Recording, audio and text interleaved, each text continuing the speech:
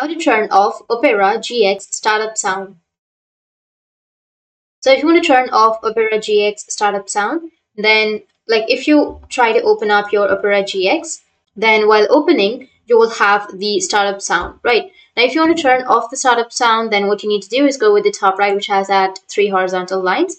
Scroll all the way down, and here you will have go to full browser settings. Go with the settings. Under settings, make sure that you're under the basic setting. Now, under basic setting, you need to scroll down a bit, and you will find an option of splash screen on startup. So just find the option, which is right here. So if it is turned on, then you just need simply go and turn it off. And once you turn that off, then you will turn off the sound while starting on Opera GX. So that's it. And if you have any questions, feel free to comment below. Thanks for watching.